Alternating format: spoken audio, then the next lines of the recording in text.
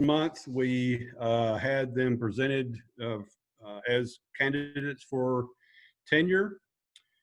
Tenure is quite an involved process these days, and these people have met the requirements for that. Is there a motion to approve these candidates for tenure? Raise your hand. Okay, 1, 2. Okay, all right. Motion is second. It's on the table for consideration. Any questions or comments about any of these tenure candidates for consideration? Seeing no comments, all in favor of approving tenure for these candidates, say aye. All opposed? They are approved. Congratulations to Allison Page, Brittany Bargery, Steve Stigall, Samantha Vaughn, Brooke Allen, Nikki Moore, Elizabeth Tompkins, and Steve Douglas. The teachers just approved for tenure. Next item on the agenda is an update on the school closure situation. Mr. Frazier, do you want to fill us in about what's been happening, going to happen, not going to happen? I'd be glad to. What's going to happen is hard to predict, to be honest with you, but I can tell you where we started and what's happened since then. First of all, I'd like to say thank you. Thank you to all of our staff during this closure. Today's what we call Weekly Strong Day 17 since we began this venture with COVID-19, and it's been a very challenging process, and I think it's been one that's unified our teaching staff and our communities to the better. And so I'd like to thank in particular our cafeteria workers, all of our school staff that's volunteered to help serve meals and deliver meals to our students, central office staff and teachers who kind of help coordinate and come up with ideas for instruction as we move forward. And then particularly to Karen Campbell, who's helped with us providing our information via webcast, daily, sometimes daily, but at least multiple times a week to both public and to our staff. And then also to Mark. They've been great helping with technology and keeping us going. And we've had several meetings on our staff that we've been able to use Zoom. It's been very effective. So I guess I'll just start by saying, you all know I've tried to keep everyone as informed as possible because this has been so fluid with the webcast, and I've got a lot of good feedback from our parents and also our staff, and I think they appreciate when something changes, us letting them know that. So we'll continue to do those as needed when things change. When this closure first came upon us and the governor and the federal government started talking about removing guidelines and restrictions for public schools, that started me thinking about what do we need to do in Winkler County schools. And first of all, and I think you all will agree, we felt it was very important as we move forward to continue to pay all of our employees. Those monies were budgeted in our budget this year, and we're so thankful for all of our teachers and support staff that that's the right thing to do during this crisis. So our budget is good for this year, and I'm encouraged and happy to say that we will continue to do so. Whenever school closed, I kind of stepped back and thought about what's our priorities as a school system moving forward. And I really put those in a couple of buckets. One was feeding our students because, as I've said many times, we are the best meal a lot of our children receive is what they get at school. And so we put all of our efforts into feeding, and you all know that we're serving almost 1,500 children each day, and we're feeding 7 days a week. On Friday, we send home enough meals for Saturday and Sunday. So last Friday, we served almost 9,000 meals in our county. And, you know, we have a lot of family members and children in our school system that are eligible for free and reduced lunches throughout the year. But we have also a lot of working folks that their whole demographics for making a living has changed, and they've been able to take part in this service. And so we hope and plan to continue this throughout our closure and look forward to that. In saying that, one of the things that we will encounter and have encountered with our program, when sickness does begin to appear in our county, it may change our staffing some. And so we've got volunteers lined up to help our teachers and school staff for volunteering to help, but most importantly, our cafeteria staff has just been amazing, coming in and preparing those meals and getting that those good nutritious meals prepared to be delivered that day or picked up at our schools. And I would just say, as I've told our cafeteria manager, that those ladies who are working extra, when all the smoke clears from this event, I plan on compensating them in a bonus package for them doing this extra work, because they've gone above and beyond, and sometimes even put their home situation on hold to come and serve our children. So I will, when this clears, I'll have a proposal for you all to approve. I think everyone is in favor of that. So now that we've got our feeding underway, and that's gone relatively well the first few weeks, our second issue was, what do we do instruction-wise? And we had a lot of conversations amongst our staff and our teachers, and thought about, first of all, we know that what we do as far as educating our population is very important, but at this time it shouldn't be the priority. And we know that each home in our community looks different. I've had a lot of feedback as information across the state started being issued that will continue, learning will continue at home just like it always has, either through technology or sending home a bunch of work packets and handouts to do. I got a lot of feedback from parents and guardians in our community very concerned that either they didn't have the means or the background to help their children, or they were trying to work during this issue and were just concerned we were going to overwhelm them and increase the stress. So we came up with what we thought was a very creative, thoughtful program to continue our education. We called it the 340 Learning Engagement Program, which basically we looked at each grade span area, pre-K and then K2, 3, 5, and then our middle and high school, with some recommendations of ELA, reading language arts activities that parents could do with their children at home. Also math suggestions, and then also physical activity. We printed a handout and we passed those out with our meals today. We posted that handout on our website. It's totally suggestions. Nothing is mandatory during this time. You can't grade anything. There's no attendance, even if you do something online. So we felt like that was a good start. But to go a step further with that, for our parents that can access technology, we coordinated with all of our teachers, and we accumulate a list of the resources that we currently use as an extra addition to their curriculum in the classroom. And we felt like we built a good platform for parents to go to and find out what grade their child's in, access a link with various learning activities to allow them to do whatever they would like to do as far as engaging their child at home. So we're looking forward to hearing feedback on that. We've already gotten some positive feedback. To be honest with you, just parents were really anxious to see what that looked like and didn't want us to overwhelm and cause more stress. And I think that we've done that. So we'll monitor that program. I've asked our teachers to get on there and also view what's happening there, make any suggestions and upgrades that we can look forward to in the future. So feeding was 1, instruction was 2, and now thirdly, moving forward, something that we're going to be looking at is really what I would call really crisis and mental health issues in our homes. You know that this stress is going to cause all kinds of different situations in many of our homes throughout the county. So we're looking for ways. Our folks that we contract those services with, and also our team here, are reaching out to those families individually. We're going to continue to do some teletherapy with some of our children who are getting those extra services in the next few weeks.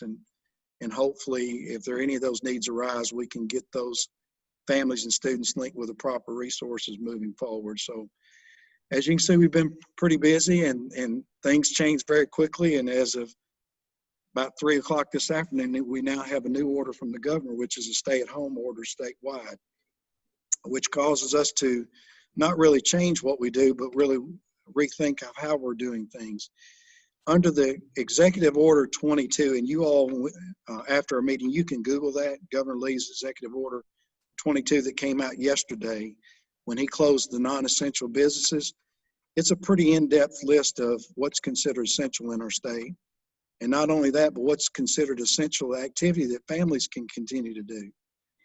We, as an educational institution, we fall under an essential business during this closure. And so I'll be drafting a letter tomorrow and emailing to our appropriate employees in our system. And that letter basically will allow them to carry in their vehicle where if they're stopped.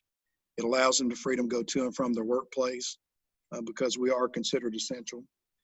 And also an essential activity for a family, picking up meals is including in that, going to the grocery store, picking up grab and goes at restaurants, going to pharmacy, doctor's office. There's a lot of things also in that order that you can see that things that you need to do for day-to-day, your day-to-day life activities can still continue. But we are being very mindful. We're limiting our number of folks at our school sites, no more than we have to have in order to serve our meals. And we're not asking our teachers to come to school and do anything in particular because we want to be mindful and do our part of social distancing and trying to curb this pandemic.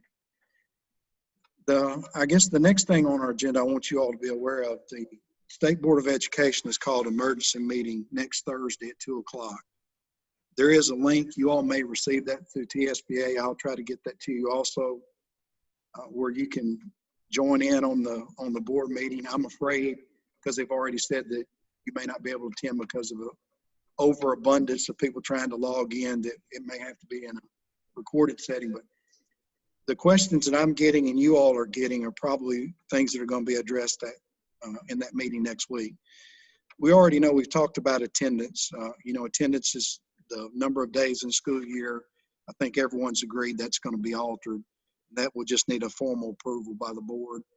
Also testing, there'll be no testing in our state this year. That will be approved next week. Teacher evaluations, school accountability will be suspended for 1 year. And I think that'll be approved without much conversation at all. Teacher licensure, we have teachers that license expire and they needed to have those reapproved in the fall. If your license expired in fall of 2020, that's been moved back until August of 2021. And then also, which most importantly, new teachers that are coming on board, graduating from our universities, not been able to take their exit exams or whatever certification tests are required in order to get a license, they will be able to get a waiver for 1 year. And as we start looking at hiring teachers for next year, we'll be hiring teachers on a waiver, not because they're not qualified, but because they were unable to take their test because of the COVID-19. I would say the two things that's probably going to be discussed in depth next week that I can't tell you really what we're looking at, but is grading. What do we do about grading during this closure? There are 3 or 4 options that are on the table to be considered. One is to count students' grades according to what their averages were at the end of the first semester. That's one option. The second option is to count the grades as of March the 23rd. That was the last day that we were open in schools throughout the state, and figure those grades along with the first semester and come up with an average. And then there's some conversation about just doing a pass-fail. And then there's a fourth one, which I'm really uncertain. I think the state is going to try to do something consistent across the state in grading, particularly in high school, because where we're impacted is with GPAs. How do you figure a GPA for a high school student that gets a half a year's credit in a pass-fail setting? What numerical means do you do to figure a GPA? So that will probably be the most controversial. I will tell you, I'm not sure there's a best way to do that, to be honest with you. I don't know that there's not going to be winners and losers in any option that they choose, but I don't really know that there's another means in any of those 4 options they're going to look at. And then the second most controversial thing will be graduation. When the closure was announced and mandated across the state, and the law clearly says that no student will be punished academically due to the closure if they were on track, which means if a student was eligible to graduate on March 23rd, if their grades were in good shape, then they should be able to graduate even if we do not return to school. Same thing for a 3rd grader. If they were on track to be moved to the 4th grade, we should be able to do that.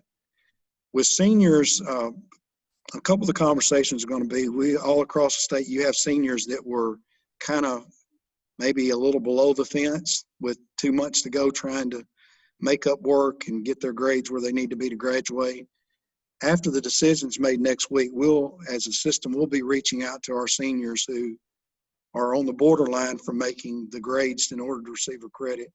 And we'll be looking at maybe providing them technology, getting them on our credit recovery program and doing some work where they can attain a 70 and be able to graduate. So those two items will be very deeply discussed, I'm sure, next week. And hopefully after Thursday, I've told our teachers I'll do a webcast and share with everyone what we find there. And not only that, but graduation entails, most importantly, a diploma, but a lot of other lifelong activities like the ceremony and the invitations and all the family celebrations that we normally have. And to be honest with you, we all realize that those are probably in jeopardy at this point. So it's just going to be a different end of the year for us, and something that we'll, as a board, we'll have to, as we move forward, have conversations about. And I'll try to answer questions and guide you to the best ability I can, what I think is equitable and not only equitable, but what would be good for our students in the climate that we're in. But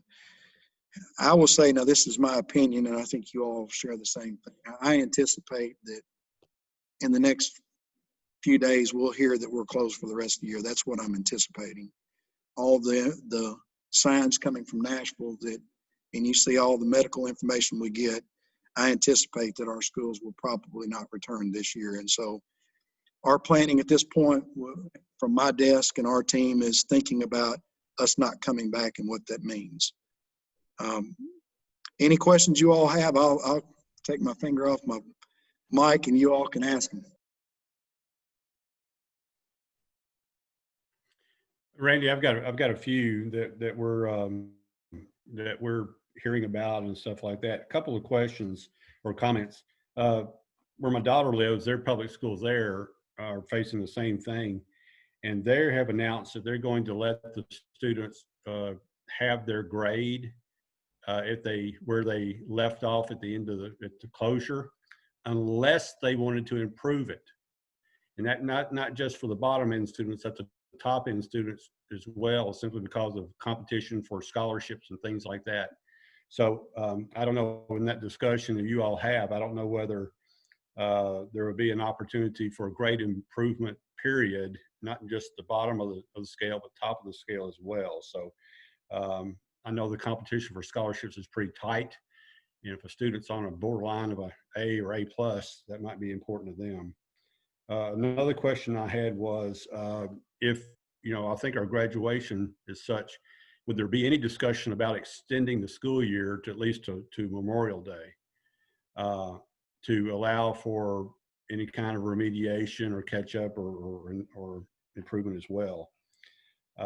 Another question had about, you know, we're funded by ADA. So are we just now getting credit for everybody every day?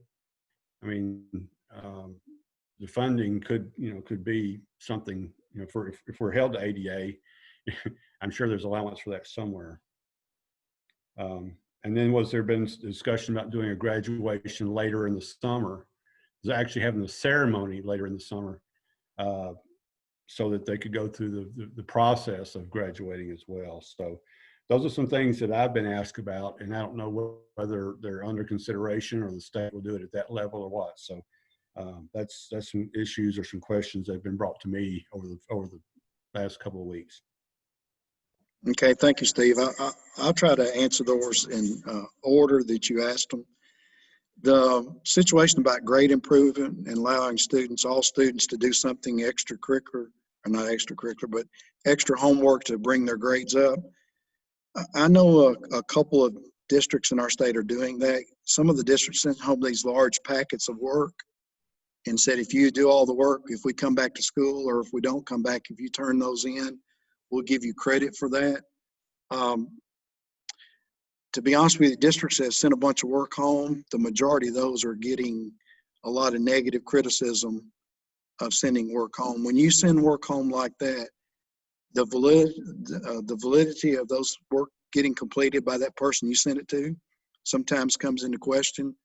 And plus, being able to offer that to all of our children that may not have access to the internet and those kind of things, to me, I'm not sure that unless the state mandates that, we could fairly do something to allow everyone to improve their grade.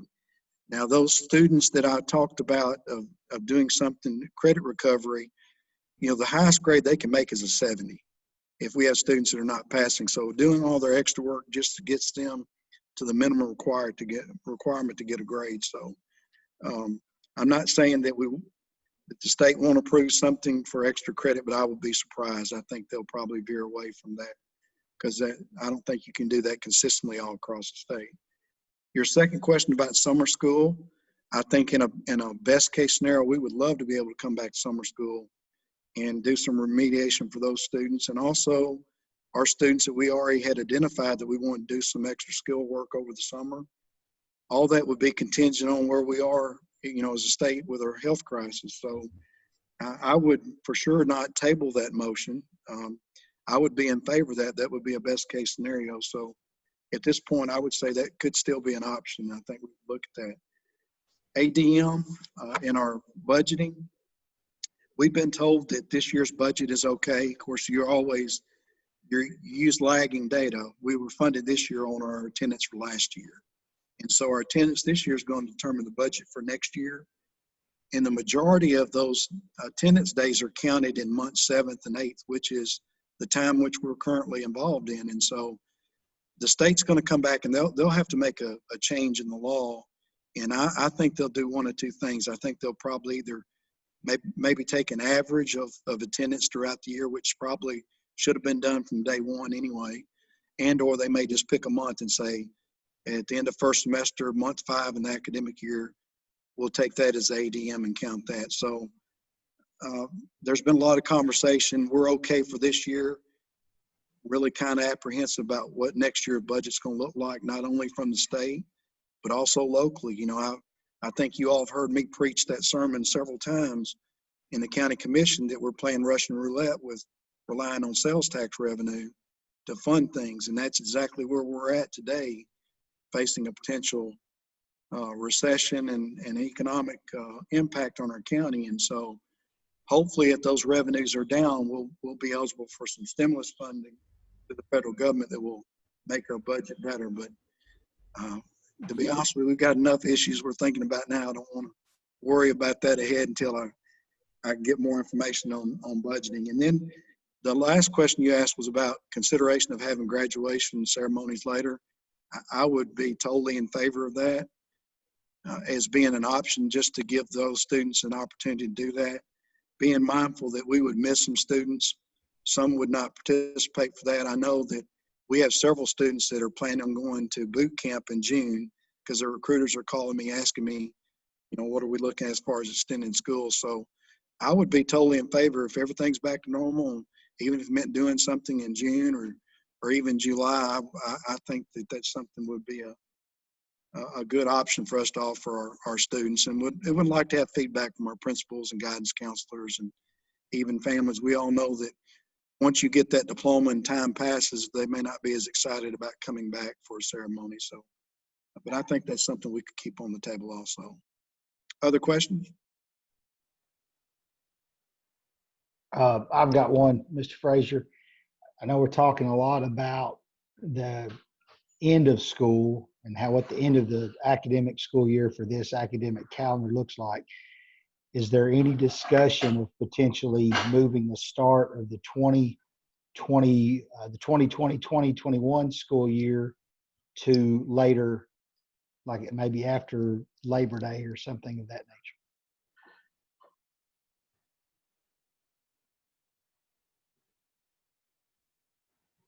He needs to unmute his, unmute your. I'm sorry, I didn't push the space bar.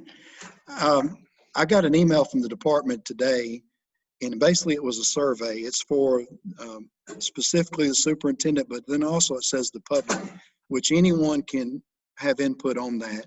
It asks a lot of questions about instruction and technology in your system, and I think they're looking at maybe if the state gets some stimulus funding, maybe how to do a technology package one time for districts. But then in every survey, there's a question that says, how does your district intend on making up for the learning that was lost during this closure? And there were 4 options listed there. One said summer of 2020, The second one was summer of 2021.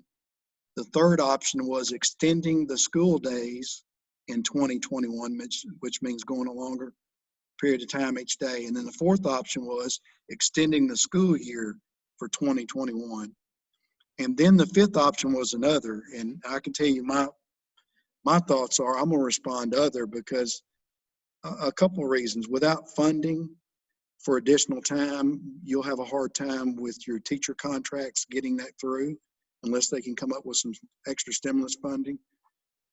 Secondly, I think that, and I've shared this with our staff and probably with some of you all, in reality, even though we missed a long period of time, I'm not sure the gap of learning lost is going to be as big as the general public thinks that it is. And I'll tell you why I say that. We just missed school on Tuesday, March the 24th. That was 4 days before spring break. We were right in the middle of getting ready to take our vacation. If we would have not have been out because of COVID-19, we would have returned from spring break in the 1st of April. The first 2 weeks of that, in reality, at that point, we're just cramming and preparing for TN Ready, end of course test, all those exit exams we expect our students to do and we're accountable for. We spend that first 2 weeks of that month getting ready for those exams, and then we spend 2 weeks taking tests. And regardless of how many tests you take, the instructional day-to-day pattern is interrupted during that month. And so after that month of prepping and testing, then you come into May, we've got 14 instruction days, and we do a lot of enrichment activities. We have a lot of our field trips or extracurricular events that we normally have. So in saying that, most of our core classes have covered a majority of their standards prior to that point because they're getting ready for the test. And if they don't do that, they know that our students are not going to score well. So we do know there's going to be some gap when we come back if we're not able to return this year, but I have enough confidence in our teachers that first month we can do some things a little differently that would get us much more on track. And then if we have students that are still lagging, then we would focus that in 2021 in a summer school setting. So when you talk about extending school years and calendars, you've got to have that funding. So, but I think the state is thinking about that, or they wouldn't be including that in the survey. And I'll send that to you all and also to all of our staff and make that available for our parents also to have input on that.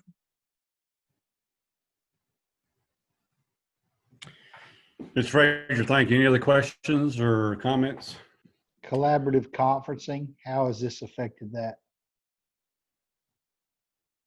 Great question. You know, until we can get through this social distancing as far as this collaborative conferencing, I'm not sure that this will be a good time to do that. You all know that our main focus of collaborative conferencing, I think that we all agreed on, both management team and teachers, was teacher salaries. And we know where we're at with teacher salaries, and that needs to not be taken off the table regardless of our impact economically. Not saying that this is going to be the year that we can get a lot of local funding for that, but we will still make that data known to our funding bodies as we move forward, and there needs to be a plan in the future to get our teachers' pay scale where it needs to be.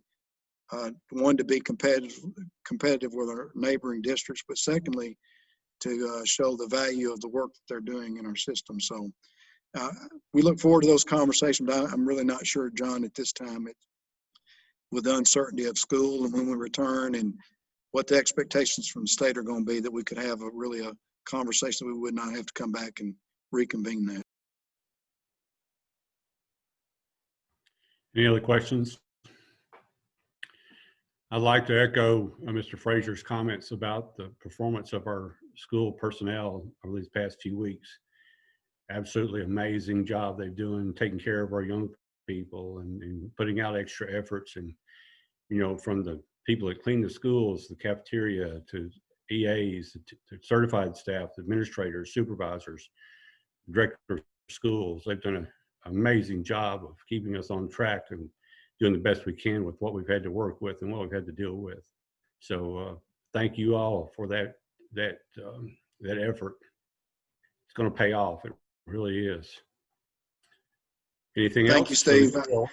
I'll just say in closing that every webcast that I give, particularly to the public and you all, in this time of our country and our county and community, that it's important for us to be mindful of social distancing. We all either are impacted with family members or colleagues who work in the medical field.